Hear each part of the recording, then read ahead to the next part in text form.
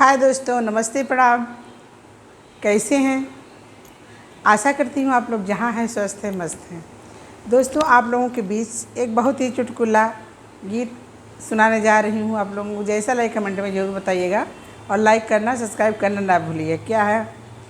करे रोज पिए पहुआ यवावे आधी रतिया मोरे आवारा बाल माँ, मोरे आवारा बाल माँ, पीटे दूसरे के केवाड़ा मोरे आवारा बाल माँ, पीटे दूसरे के केवाड़ा मोरे आवारा बाल माँ।